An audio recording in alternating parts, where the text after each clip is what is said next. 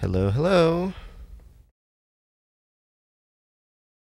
Hey, YouTube. How's it going? Happy Wednesday.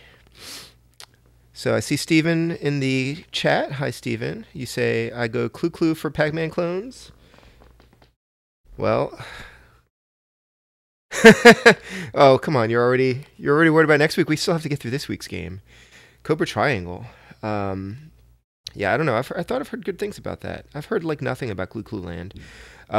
So hi, how you guys doing? I am Eugene Myers. This is NES Alphanumeric, episode 47, I think.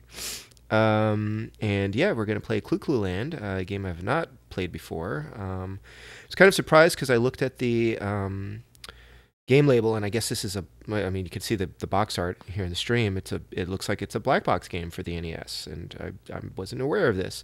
But that also then tells me, and from what I can see in the demo, that this is sort of an arcadey style video game, and some of those are kind of hit or miss with me, mostly miss. Like the gameplay of some of those old arcade type titles doesn't really work for me. You know, something like an Ice Climber, although I do like Balloon Fight really well. But anyway, we're about to see what this is all about. If it sounds like I have a cold, again, that's because I do. It's winter, and daycare, my son brings home all sorts of stuff. Although I might be able to blame this one on MagFest. But I think he's got a cold too, so I'm figuring that it's pretty coincidental that we both have a cold. All right, so I'm looking at some of the gameplay here. I just read the manual.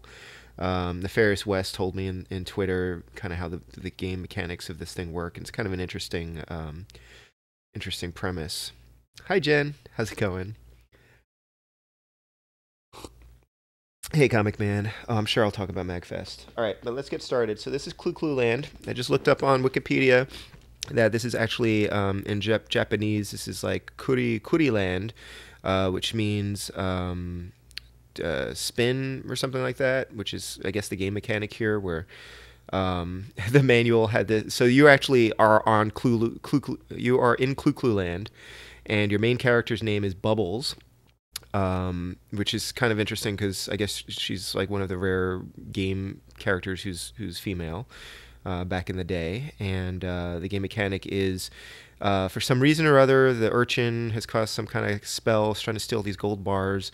And for some reason or another, you cannot turn anymore. You can only turn by grabbing onto a pole and like spinning around it.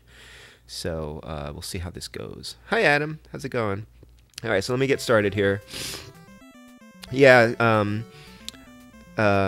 Steven mentioned that, or I've seen people calling this a Pac-Man clone, so... well, yeah, it does do 2 players, so... Alright, 1 player game. Let's see. So you're supposed to choose a direction to go in. Oh, I just bounced against a wall. Why is this happening? Oh, okay. Oh, and you die if you go in a black hole. Okay. So these things are gold. I don't understand what's going on there. These things are gold bars. Gosh, this is maddening. What? What? Oh, okay. Oh, and those are urchins, and you're not supposed to run into those. These gold bars did in fact inform the rupees in Zelda.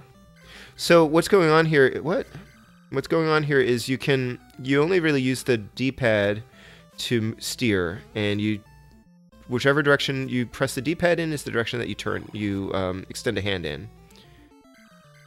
And I guess am I supposed to collect these? Ah. Okay. Just kind of getting used to this. Oh, hey, bananas. Mechanics here, and you can shoot laser beams and run into black holes. I guess you get 5 lives. I'm not sure why those gold bars, I'm not picking them up. I'm just kind of spinning them. Why is that thing stuck in the wall?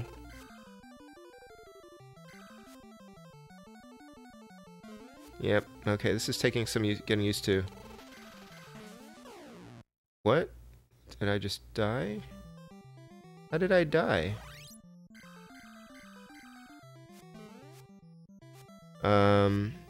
There's a urchin stuck in the wall. And I'm not sure what I'm supposed to do when I zap them. Crepes. Okay. Yeah, so this is great. You have to bridge the posts with rupees.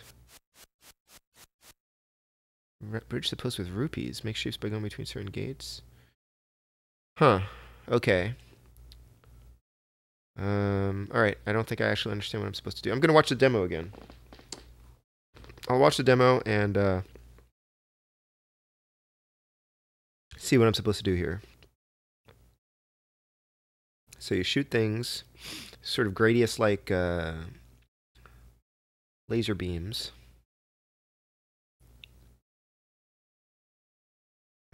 I don't know what you're supposed to do. Just make the rupees appear? Or the gold bars appear?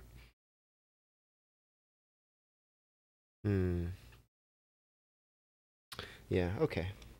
Guess I'll just see what happens. Huh.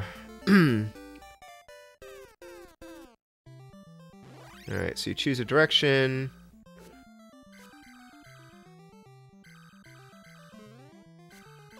I'm supposed to shoot that.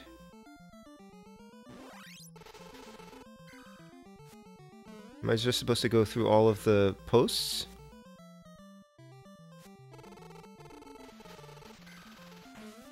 Okay, so you can squish them.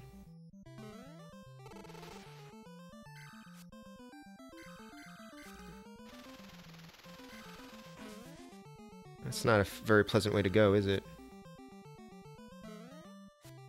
Yeah, I guess maybe I'm supposed to... Oh, darn it. I'm supposed to make these rupees appear.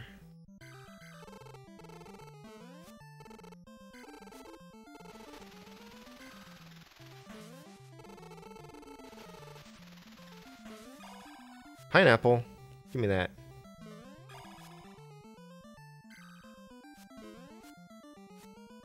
So, and I believe there are like 22 levels and then they repeat.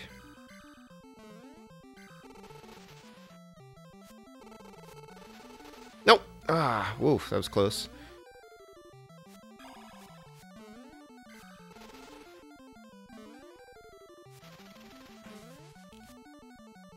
This is really taking some getting used to. Yeah, the music's not bad though.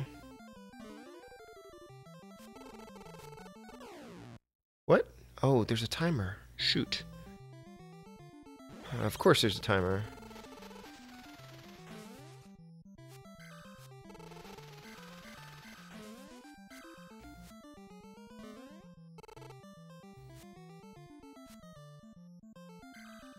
Okay, so it looks like...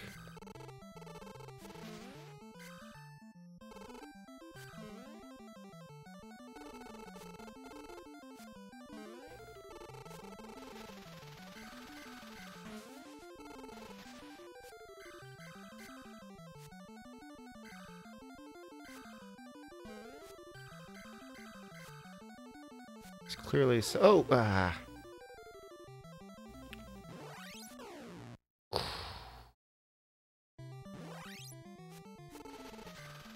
That's a shape, isn't it? Oh, there's still one more thing over there. Okay. Ah! Is that it? Oh, crap. Oh, no, I have to do the thing over there. Okay, so I guess you have to make a shape. Yeah, you're right. Trap them. Yeah.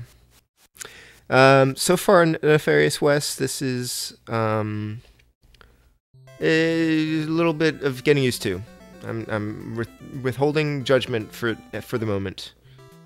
I'm just figuring out what to do about this. Okay, make pictures. Good to know.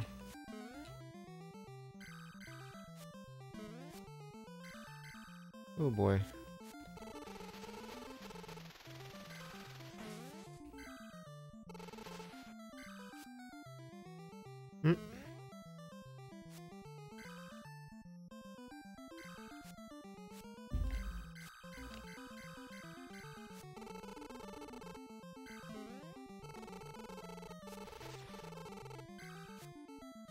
Yep, okay. Hey, whatever that is, I want it. It looks like a grenade?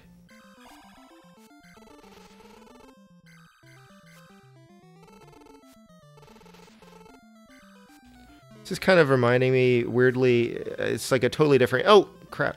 Totally different game, but it sort of reminds me of Bionic Commando. Because you have to kind of get used to this like weird swinging mechanic.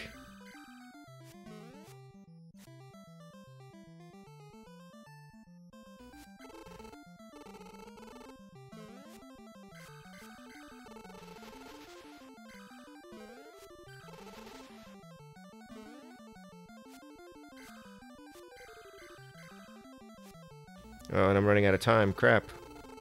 Hurry up, thing. Or bubbles. Oof. Wow, the timer's really just zipping along. Okay. That seems unfair. Alright. So, where am I missing pieces? Like there. And there. Whoa.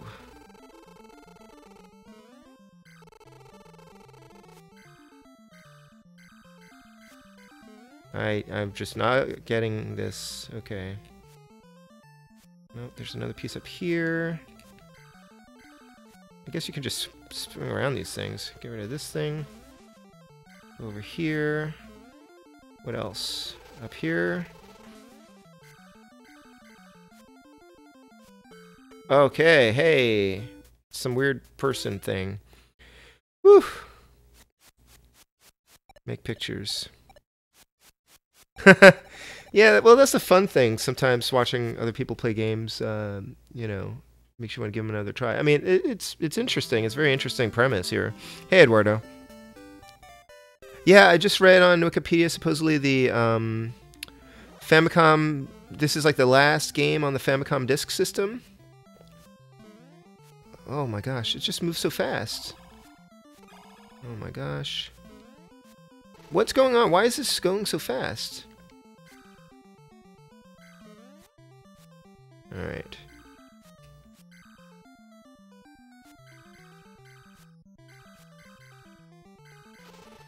Oh, and then why do those things show up? How do you prevent that from happening?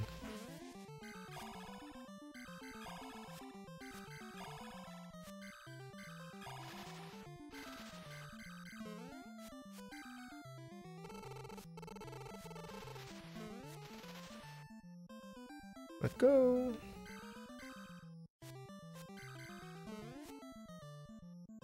I guess they're mostly symmetrical.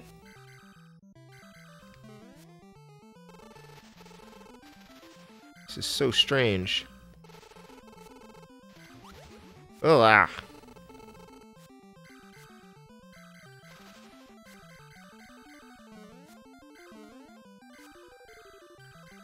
Ah, nope. Oh, okay.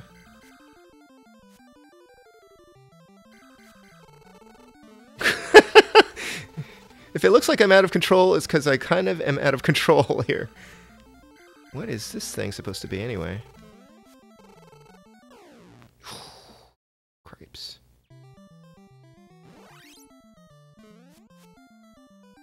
It's like, what am I missing here in this picture?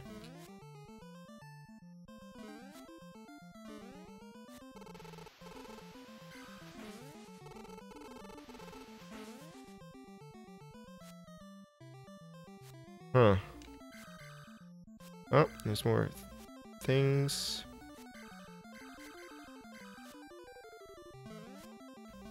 Hmm?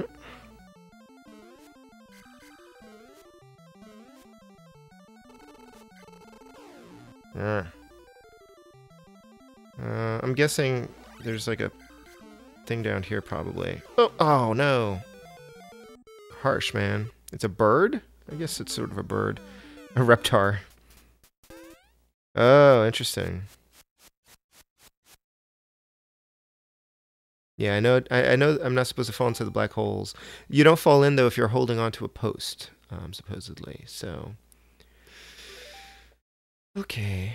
Oh man, you can't continue? Gotta do this again, huh? Okay. So, you sure it's not a plain comic, man?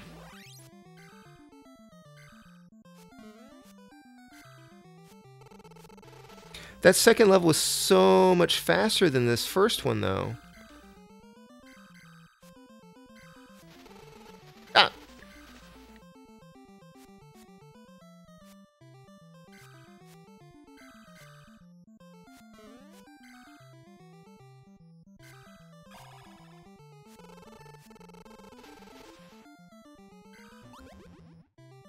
Why does that thing show up anyway?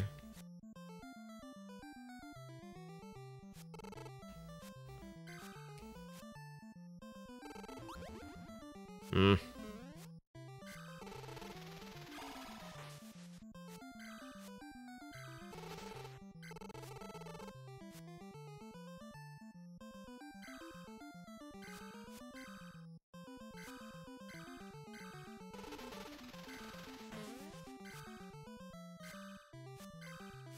This is kind of taking more concentration than I thought it would.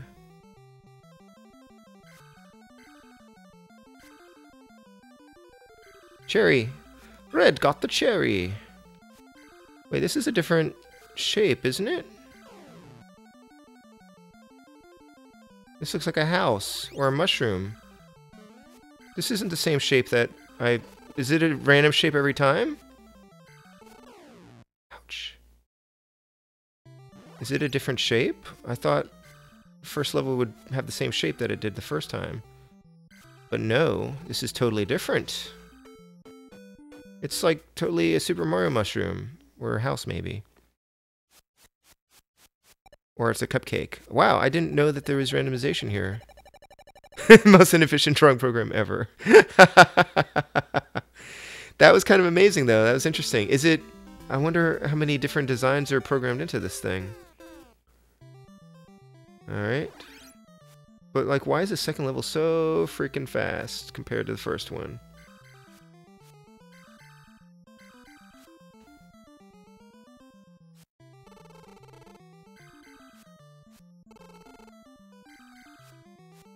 Oops.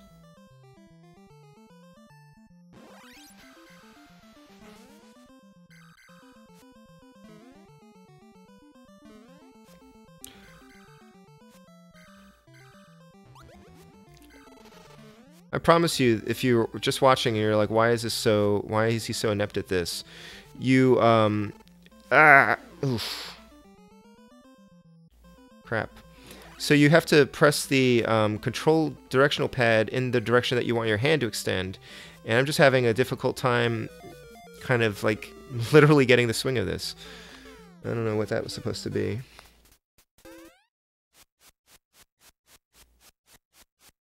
And I guess I start over and over again from the beginning. It's pretty frustrating. Hey, K-Man. Oh, no problem. I mean, I wish I could catch more of your streams. You stream during the day like a normal person does, instead of late at night. All right, so this may be another one of the streams where you see the same first level over and over again, but apparently they're different pictures. So anyway, we'll see how much more of this I can take. Okay, it's really just a matter of me getting used to, like, letting go when I'm supposed to let go. And not panic.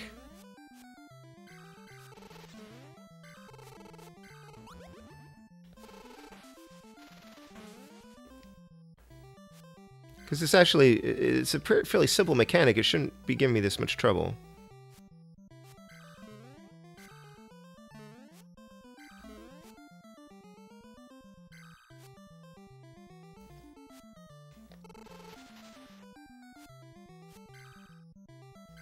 The fruit. Oops. I should probably just fire all the time because it doesn't hurt anything. So this is going to be the mushroom face again. I wonder what dictates that.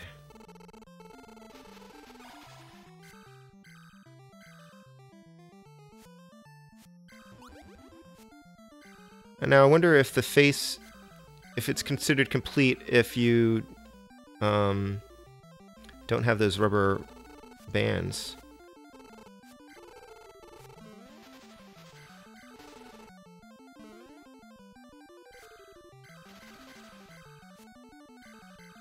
I gotta turn around.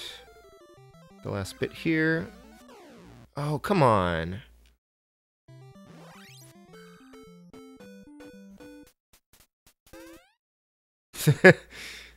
Yeah. Yeah, I wonder what dictates, you know, what the shape is.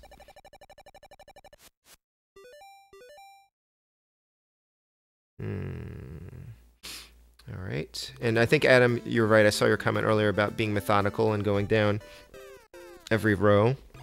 I'm just having trouble doing that because I'm having trouble with the swinging mechanism here.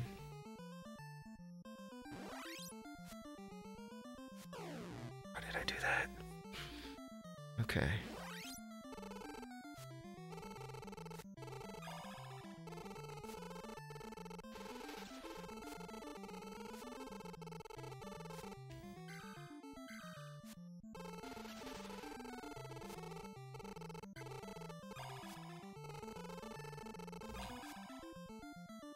Nope. Nope. Nope. Oh, no.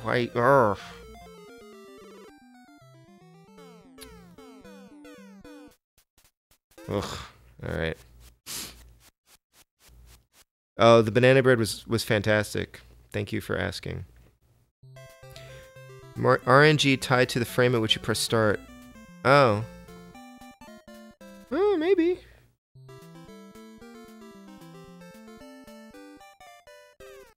No idea.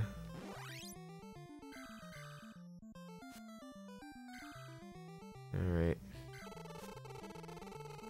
Just gotta get the hang of this.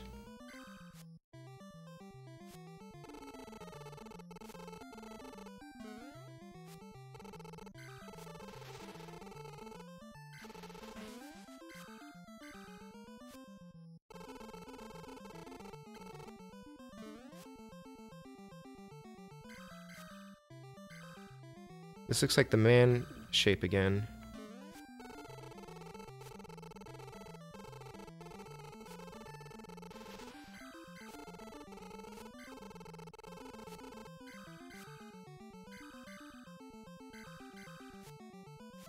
I suppose you're supposed to... It sort of becomes intuitive after a while, right? Once you start doing this more?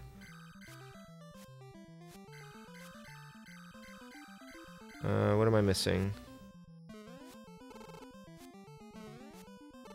Am I missing a shape somewhere? That's not it. Is there another shape inside?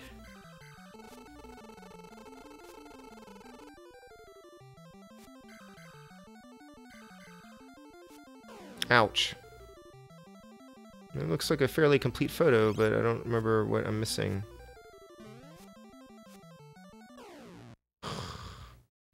Just seems mean to have the timer on top of everything else. I don't know. I'm missing something here.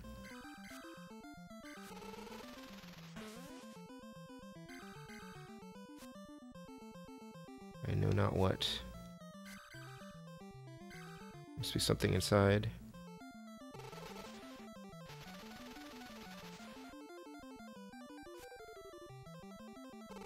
No. Ah, okay, the head. And I'll form the head. Thank you, Nefarious Wes. The neck, yes. Alright. Well, this is interesting. And I don't know how I've never played this before. It's very cutesy. Thank you, Jen. My only complaint about the new series, which we still haven't finished watching. I think we're still in the first season, but I love the anime series on Netflix. But if you can call it anime, but the only complaint is that they don't have like the engage interlocks and all that other stuff. Otherwise, it is fantastic.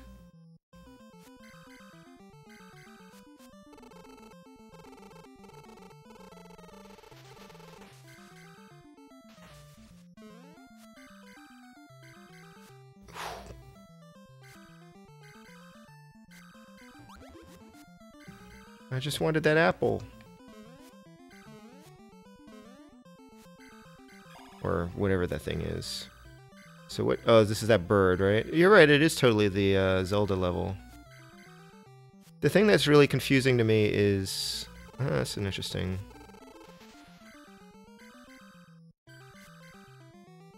Seems like some of these shapes don't appear unless you spin around the thing the whole time. Oh no, Adam, they don't have it there? Oh, that sucks. Man. Oh, I love Balloon Fight. Okay, Nefarious West. I love Balloon Fight so much. I actually also picked up recently Balloon Kid, which is the Game Boy sort of sequel to it, which is a great game. I saw it reviewed. I mean, I've heard about it, and then like Jeremy Pash did a review of it. It's really terrific. I'll probably will stream it at some point because I have my Super Game Boy. But it also was made into a Hello Kitty game in Japan. So that's like, and it's basically the same game. Oh, hey, clock, give me that. Oh, it freezes time. That's great. And here's a white flag. What does that do? Does that mean I can give up? I give up. Pineapple. I mean, I guess it helps that you know that this is going to be sort of symmetrical. I don't know what shape this is.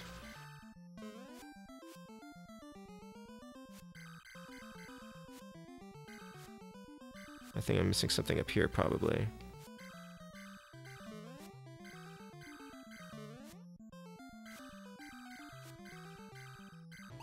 Oh, and then I need to go down there.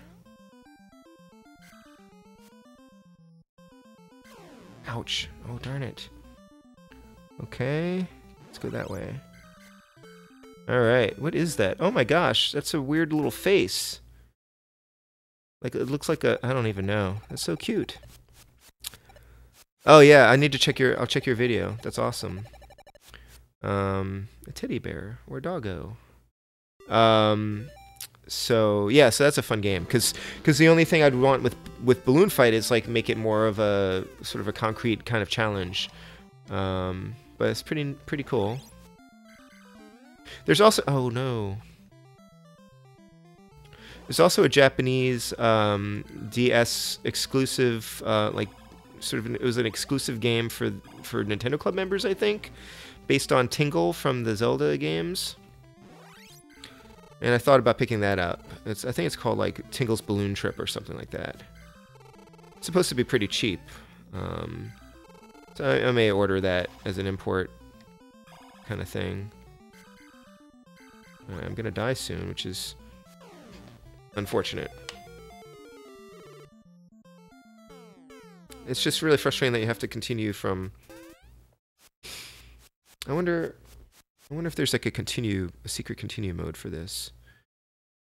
I'm gonna double check if you guys don't mind, unless someone wants to look this up. So I'll talk about MagFest a little bit while I do this. So I went to MagFest last weekend. It was pretty cool because I was invited to participate on some writing panels, like gaming. I was on a panel about the retro aesthetic, like what is appealing about the retro aesthetic, why retro inspired games are coming out so much these days. That one was actually recorded, so I think MagFest will put it on their YouTube page. And then I had another panel that was about gaming writers, so it's writers who game, and we talked about how we work games and gaming culture into our fiction, which I've been doing a lot of lately. So that was great, and then but I mostly had like a whole day in between where I didn't have to do really anything except like wander around and play games. So that day I played like every NES homebrew I could find, and I played a bunch of the indie games through on the kind of the indie show that they were doing. And I found a couple great games. I found an NES homebrew that I love, which I will probably buy the cartridge of, but the developers actually released it for free ROM, so I have that as well. It's called The Legends of Aulia, and it's a fantastic like NES RPG that it feels all like a mishmash, like a mashup of Crystallis, Star Tropics, and The Legend of Zelda, and it just controls really well. It's basically, it's like those games plus Eight Eyes. If you saw my stream of Eight Eyes, that's like a side-scrolling platform game that's kind of like a ripoff of Castlevania, where you can send you have a hawk and you can send it out to attack enemies and then also like do different functions. and that's the same mechanic in this game. You have an owl, and you can train the owl to do like up to like around 8 different things. It can attack things. You can send it to go pick up items. You can send it to take a key and like insert it into a lock so you can get through a door in a dungeon. And let's see if there are any codes for this game. So that's a great NES homebrew game. It's by a company called Gradual Games, which I think is a couple of designers. Press and hold A and B buttons on controller 1 while holding down right A and B on controller 2 for 9 extra lives. Is that a real thing? Let me try that. Okay. So my controller 2 is actually the NES or the Retro USB Classic controller. So let me see. So hold down, can I even do this? Hold down A and B on controller 2. Hold down A and B buttons on controller 1.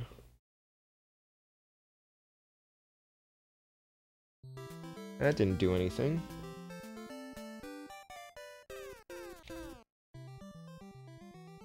Did that in fact do anything?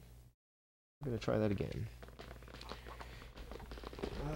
Oh, you know what? I did see Daria's review of that game. Yes, or I think she reviewed it when it first came out, or just before it was out. Anyway, it looks terrific. I played a little bit of it. I was just kind of blown away by how tight the controls were and how professional it felt. This code is a lie.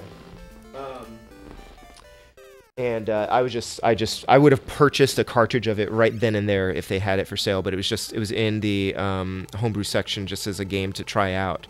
So that was really terrific. I played a really cool game called Spookatron, which is a kind of like an NES homebrew adaptation or an game inspired by Robotron. It uses 2 D-pads, so you can use 2 Nintendo controllers, sort of like Wii controllers, just for the D-pads, or you can use an SNES controller and use the face buttons as the extra D-pad, so that you're controlling your direction with one D-pad and you're firing in other directions with the other D-pad. And that was pretty neat. That's by Soul Goose Productions, and I don't think it's out yet, but it will be out soon. And it's really hard. It's really, really hard. And I also tried a game called Study Hall, which was a lot of fun. It's like kind of like it's animated like the stick figure on a notepad, because it's sort of like you're dueling in school. And the levels, you have to get your little stick person through the stage, and that feels a lot like Donkey Kong Jr., I think, in the way that it's designed. Anyway, that was a fun game. Yeah, hey Hank Scorpion.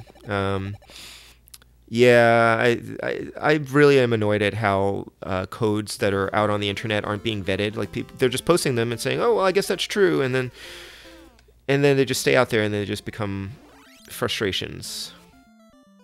So, not a fan of this game, huh, Hank? I don't know if I'll be playing it for too much longer. Mostly because I'm having a hard time talking while playing it, for some reason. It's like CLU Land and chewing gum. Ouch. So, what else? Oh, and so then one of the other games that I played was a indie game called A Robot Named Fight. Good timing there, Hank Scorpion. Which is a kind of a roguelike or roguelite Super Metroid game. So it's a Metroidvania where the levels are sort of procedurally generated, or arranged procedurally, so that you get a different what's going on? Oh, this is that weird face again, isn't it? Oh, no, this is a different board.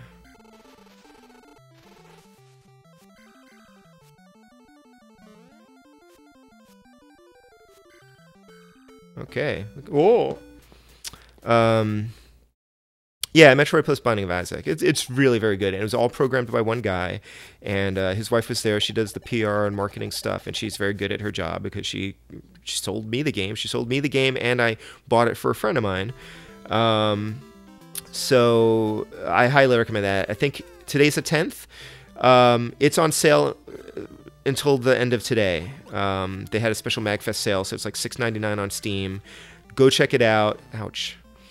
It's really worth it. I think retail's like, it's like $10 and it's worth that too. But, if you can get it cheaper, then why not? So that's a really fun game. If you like Super Metroid at all, give it a try. And plus, it's just a really impressive that it was programmed by one person. And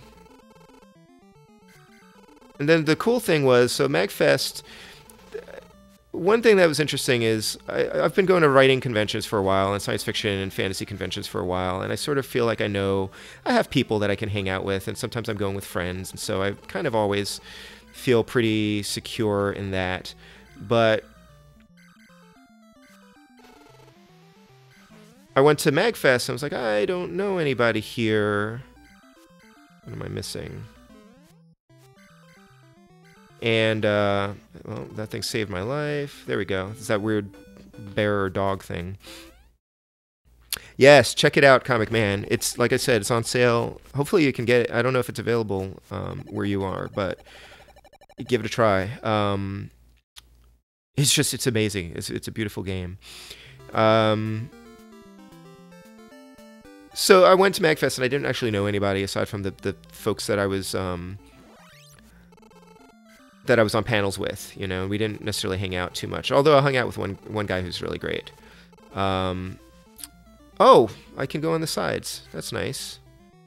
That's actually really handy. Now it is totally like Pac-Man.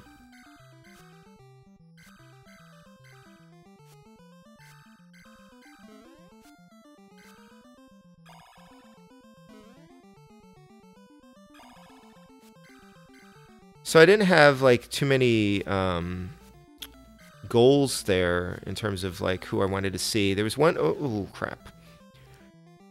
I wanted to meet a bunch of NES homebrewers who I've been listening to their, oh crap, that was pretty close.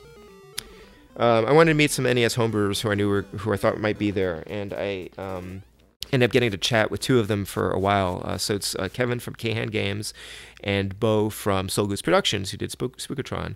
And they do a podcast called The Assembly Line, which is all about NES homebrews. And they talk about making them, but then they also feature a different homebrew game in each episode. And they interview other homebrewers. Like, it's a really solid, supportive community. And they just happen to be there. I went over to one booth and they mentioned that they were over there. So I went over and just hung out with them. And they were awesome. And then the other person I wanted to meet, or at least see in a presentation, was Frank Cifaldi, who does, he's sort of the founder of the Video Game History Foundation, and he does a lot of video game preservation stuff.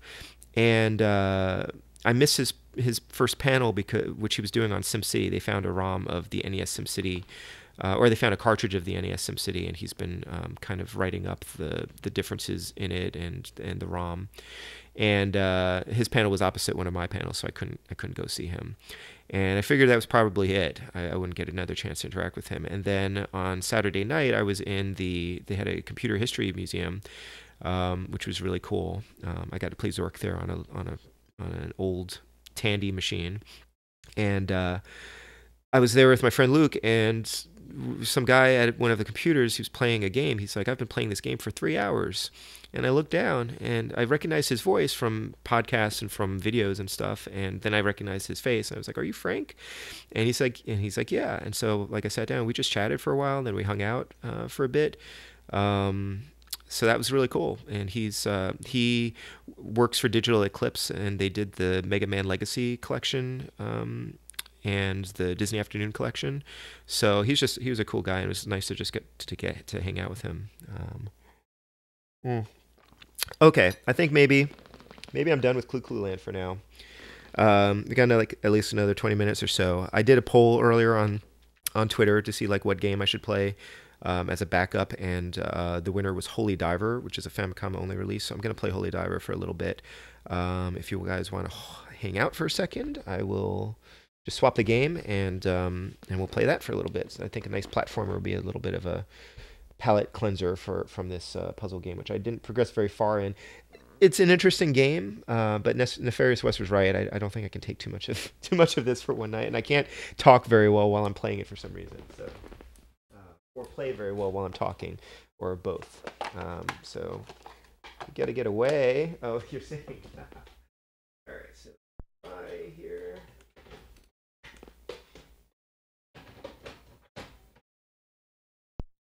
So I don't own this game. Like I said, it was only released in Japan. I have not yet gone the route of collecting Famicom games too much. But Retrobit just announced a Holy Diver release on a cartridge. And that'll be interesting. All right. Yeah. Well, thank you, Nefarious West. I appreciate the sympathy or covering for my crappy gameplay. All right. So this is actually a very tough Castlevania-like platform game. And I've only played through like the early stages a little bit, but it's really fun. I like it. So you can shoot, you can change your weapon, you jump. See you, Steve. Thanks for hanging out. Maybe I'll be playing Maniac Mansion on Friday night probably if you're around.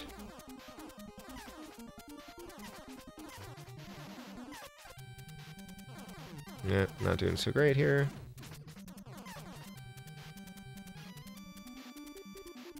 So yeah, MagFest was great. I bought a bunch of homebrew games. I ended up buying Haunted Halloween 85 and 86, which I'd been hearing back for a long time, and I actually tried them out on Steam, and I didn't love them right away, but that might have been a problem with the Steam controls. For some reason, when I tried it at the con on an actual NES with an NES controller, I thought they were great. Not flawless, but very fun. And the guys were there, and they were running a convention special where it was cheaper to buy them there because I didn't have to do shipping. So I decided to just do it, and I bought them boxed, and those are pretty cool. And I bought a couple of NES games that I didn't have yet already that had good prices. A lot of the vendors there were charging a lot, or a little higher than, you know, standard price charting prices for them, which is fine.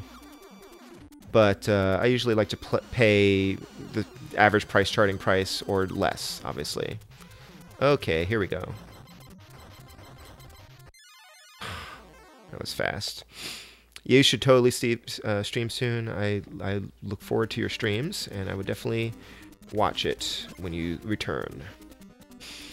So I bought a Game Boy game. I bought the what games did I buy actually? I got Ninja Kid, and I got roller games. So not great games, but you know, they looked fun.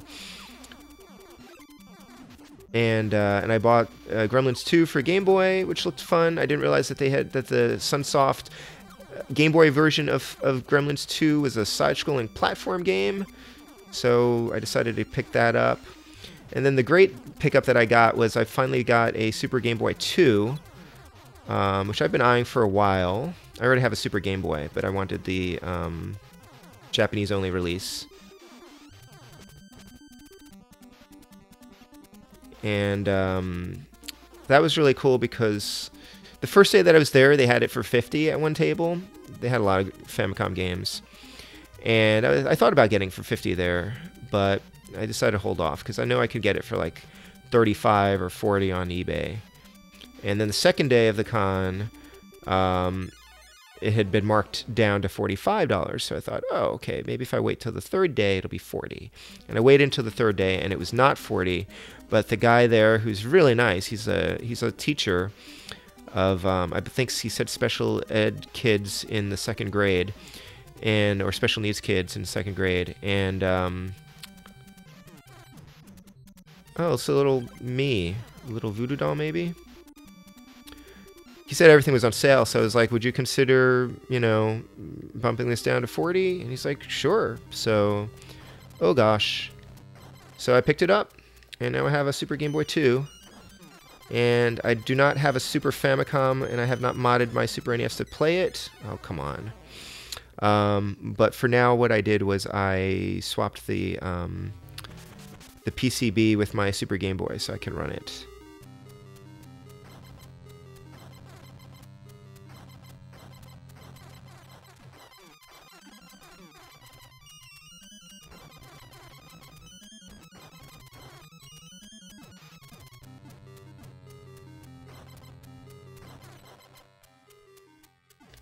Ah.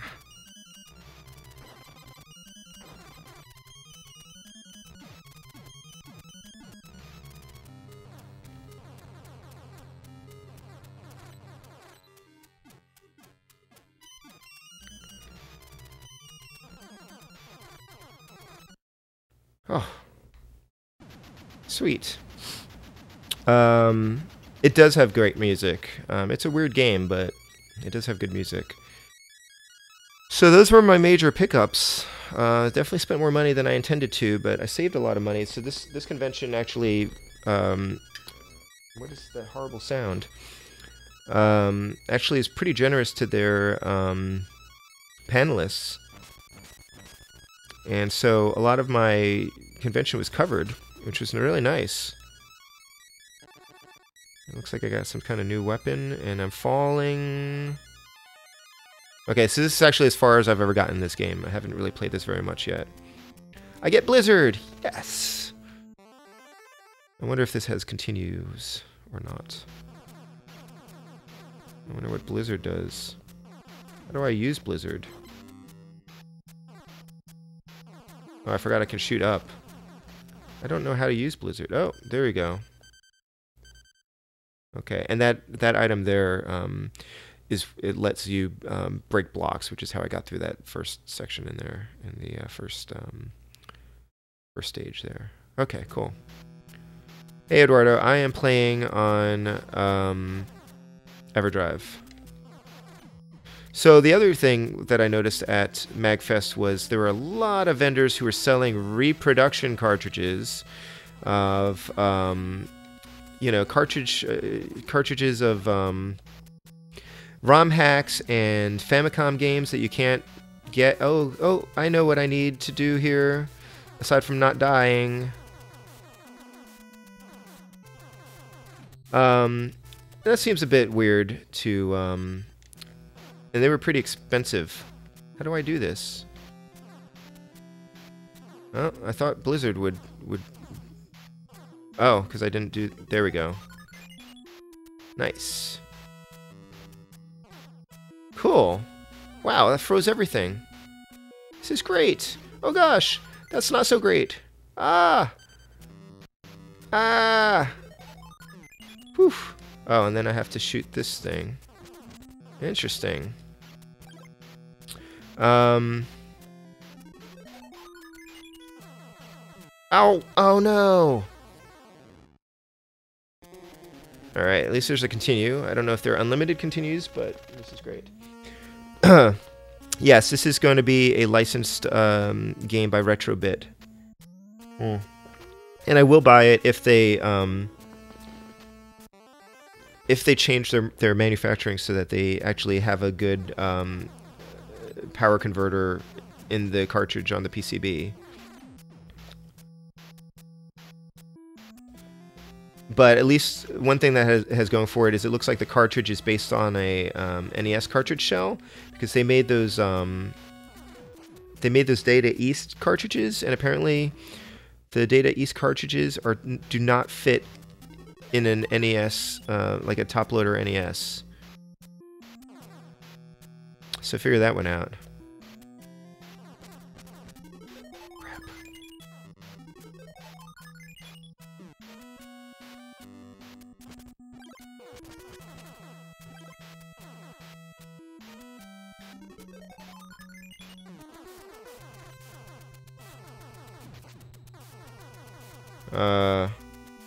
Oh, crap. So, yeah, I mean, they were selling repros and hacks, and they were expensive. They were like $50. And like, okay, fine. If you want to buy a repro cartridge, go ahead. But they're spending this. They're not. They're selling other people's intellectual property for, and you know, nobody.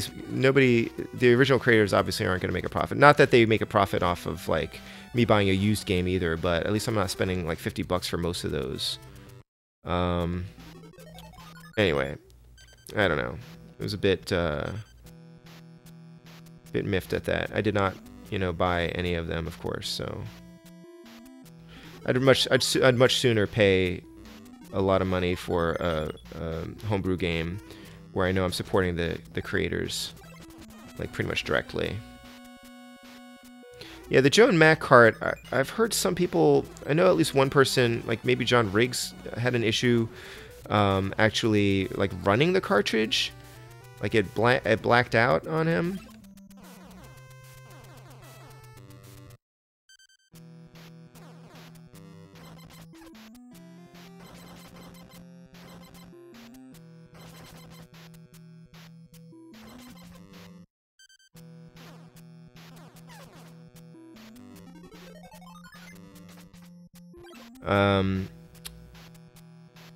But yeah, I mean, I was kind of tempted by the Joan Mac collection, but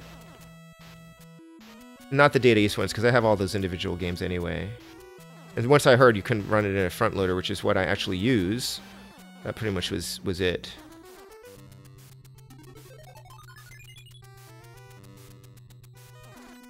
Oh boy, this is really interesting. Of course, I'm about to die. Yeah, repro's under 10. I mean, I'll pay for parts and time to like make a repro.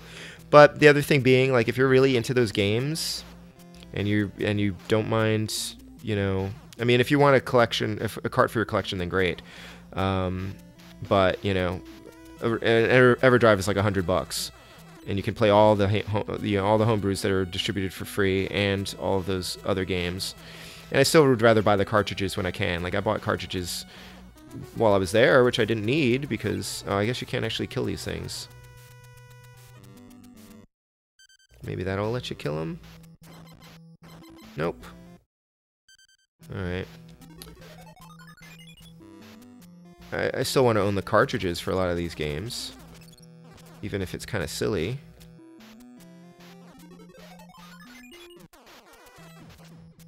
I'll even still play, you know, I'll still play the cartridges. Like, I could... What? What the... Oh, crap. What happened there? Oh, shoot, you know.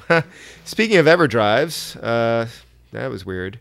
It looks like I accidentally did a save state earlier, and just now reverted to that, so that's annoying.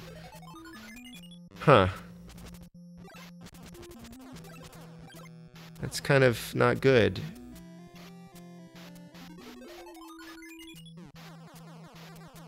Because, oh, crap. Yeah, Hank, there was like a weird save state thing going on here. So if I do this, then I'll go back to where I left off. I wonder if there's a way to turn that off, because that's not what I want to happen in this game, and I don't intend it. Sorry, that was a weird glitch. Speaking of EverDrives, so it's not a perfect solution, but, well, although, you know, I do find it convenient to have save states, so... And EverDrive also has that edge. Oh boy, slow down.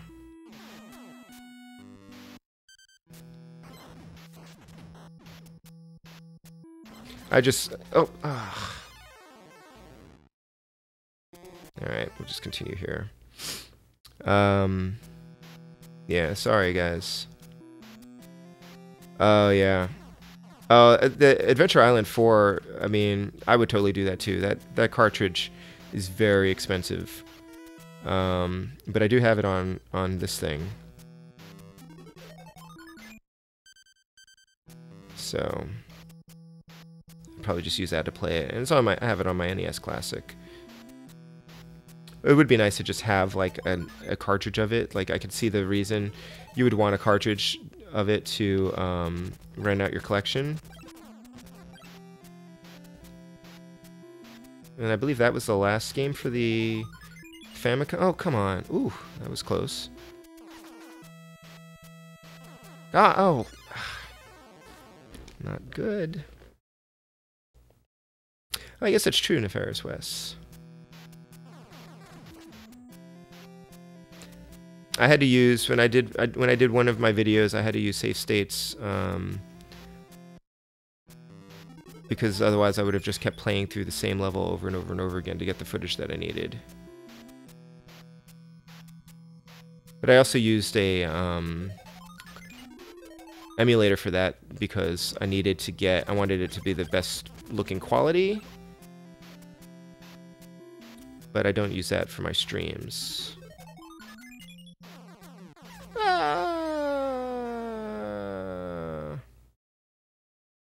Yeah, I should play some Adventure Island 4. I'm still playing through the original Adventure Island series. I played all of them for my streams, for the Alphanumeric streams, and I'm sort of slowly working my way through the first Adventure Island with the intent of finishing it. But you know, that'll take me some time. It's a fun game. Really challenging.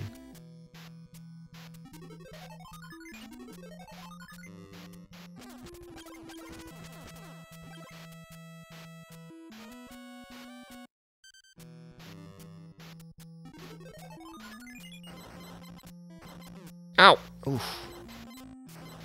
No, gosh, no, no, no, no! Oh, man. That recoil. Well, I hope this game has unlimited continues.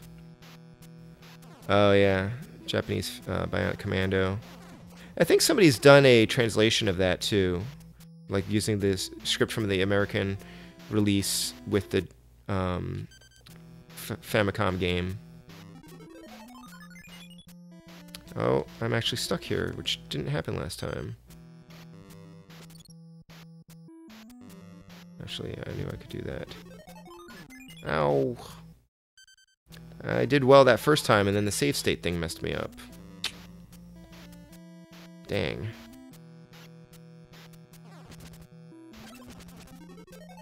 Alright, so as you guys have heard, the next game will be Cobra Triangle, which I haven't played before.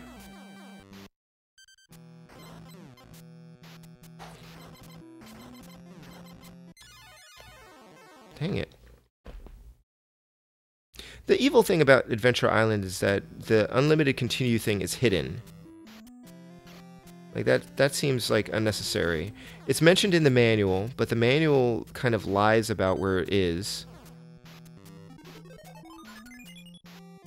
Or just doesn't really truly disclose how to get the thing. And if you don't get the continues, then that game is impossible. So it's like, why not just make continue part of the game out of the box?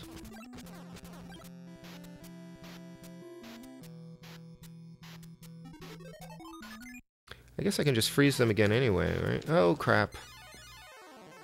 Darn it. Hey, Matt. Yeah, as you can tell, this is not CLU Land. This is CLU Land 2. No, I'm just kidding. Holy Diver.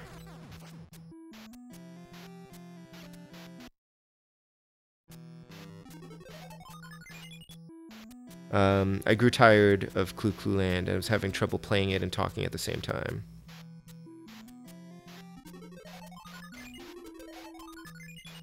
Yeah, I wonder if I would use my... I don't have a HD capture card, but if I did, I don't know if I would use it for my weekly streams.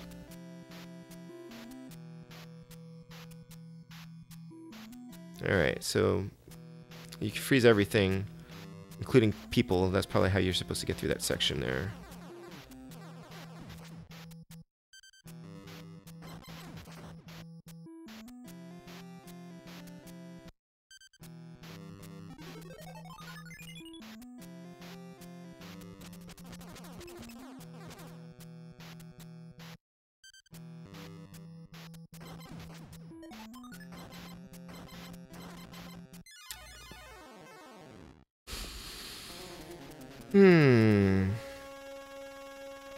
You got through A3, past the A3 on Cobra Triangle? No. Adventure Island. Yeah, I need to play more of Adventure Island. I think the farthest I've gotten is like 6 something in Adventure Island. And then that one I actually was using a save state on my Retron 5 just to save my progress. Because I didn't really have the time to play through those earlier stages over and over again. But if you don't do that, then you don't really get that much better at it. So, kind of a mixed blessing there.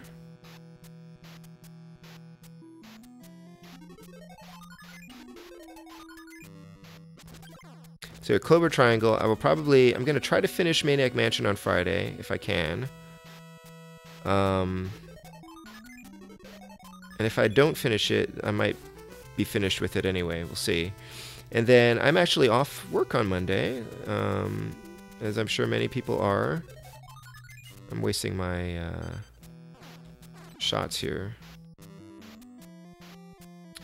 And so I may actually stream during the day on Monday.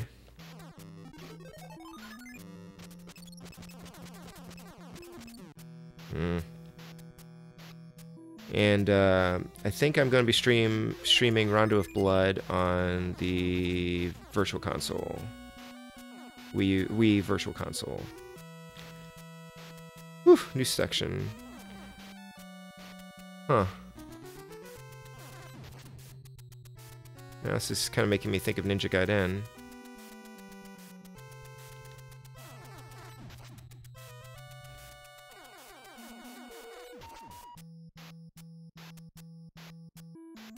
I am not, if I were an independent writer, I'd just be streaming games all day, probably. No, I have a day job as an editor and a writer, and I just write, you know, in my free time. I freelance for a little while, but that's pretty tough.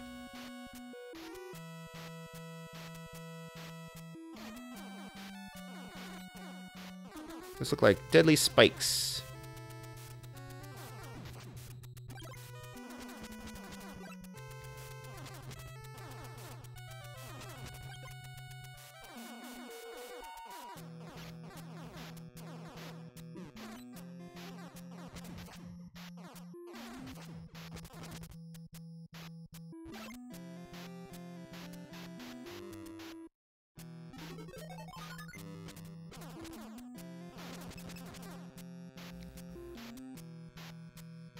So that's pretty much my streaming plans for the next week or so.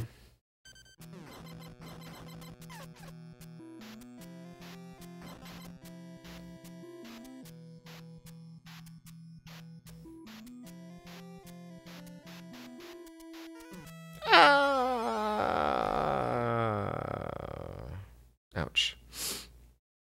Oh, I thought you knew that. I'm editor-in-chief at a hospital, university hospital, and I run their like alumni magazines. Crap. You know, and I've done freelance like, you know, manuscript editing and stuff, and other sorts of editing. Yep, that's how I pay the bills. That's how I pay. That's how I pay for my video games. And that's pretty recent. I was an editor before that job too. I was just I was a technical writer, but it wasn't even really. Let's just keep running into that projectile, shall we? Ow! All right, that's not great. All right, I'll play it through one more time, and then, I have to start here again. Then probably call it a night. I'll walk my dog. Yeah, right, Jen?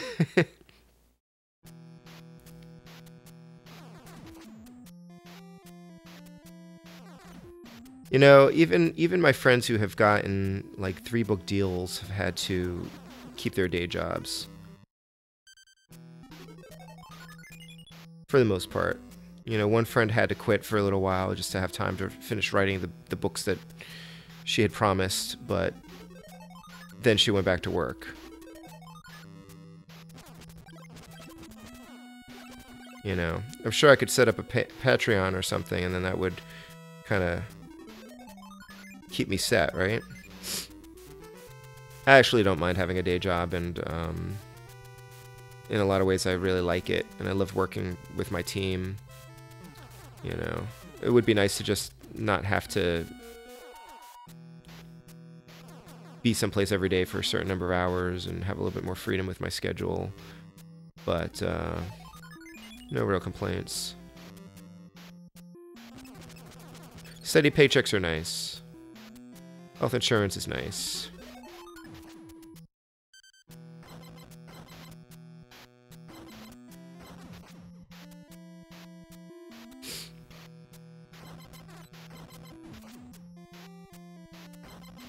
Why won't you die? I know it's not, but that thing makes me... I keep thinking that's like Knuckles the Echidna. But I don't think it is.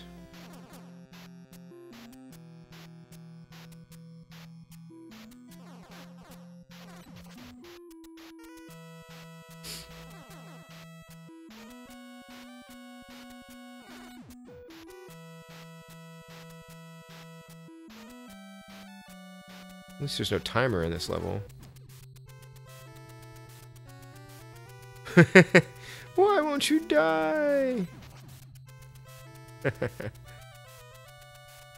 Yeah. So I hope you guys are all doing well. I really do appreciate you hanging out with me.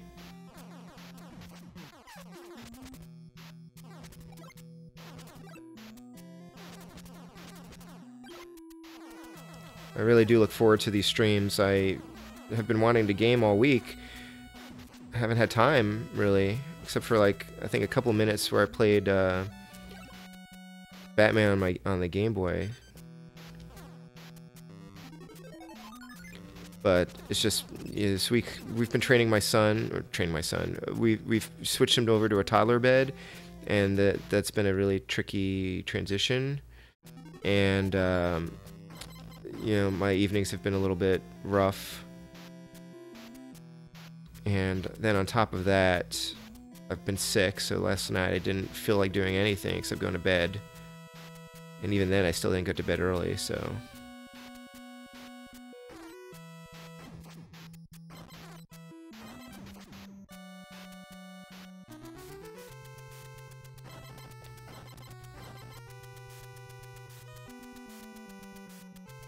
Oh, come on! I was busy looking at the 1-up floating in the... I was trying to figure out how to get to it, forgetting, of course, that I can freeze everything. Ugh, okay.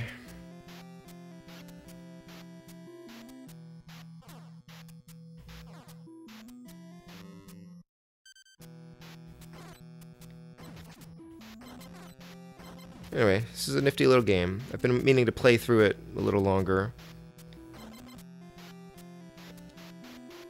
And so here we are.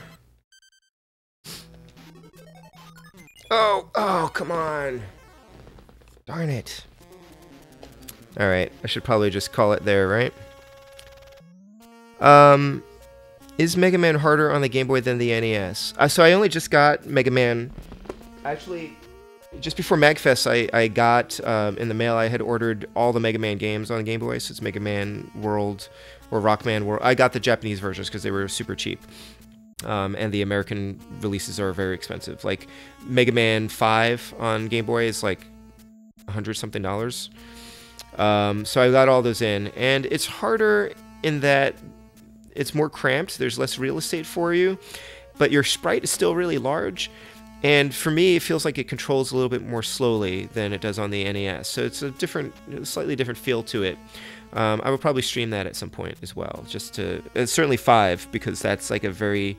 the first 4 games are kind of remixes of the first 5 Mega Man games on the NES, but then Mega Man 5 was a totally... or Rockman 5... Rockman World 5 for the Game Boy is a totally different game with like different enemy bosses and all sorts of things like that. So... Video Game Alley. I really would like to go visit Korea again soon. Thanks for the tip. Cool. Alright, so I think it's 11 after here. I'm going to call it a night. CLU Land, interesting game. Probably not something I want to spend a lot of time with. obviously.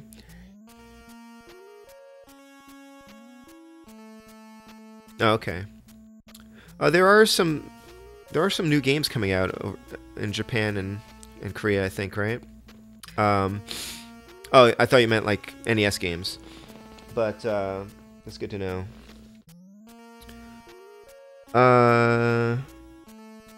Oh, ha. Sorry, my stream is lagging behind. So this is these are the Incredibles. Yeah. Friend got me that. That's true. Adam edits for a living. Comic Man edits for a living. Yeah, thanks again to Ferris West. Good to see you. Thank you everyone for joining me. I will again. I'll be streaming on Friday night probably. We'll see how things go with my son. Maniac Mansion, and then Monday probably during the day at some point I'll stream. Rondo of Blood, which actually is really neat. I can use an NES controller because I have an adapter for my Wii, so it'll be fun. And editors and writers. All right, so have a good night, guys. Thanks again. Thumbs up the video if you liked what you saw, or if you just take pity on me. And I will talk to you all later on. I'll see you online. Take care. Have a good night and a good rest of the week.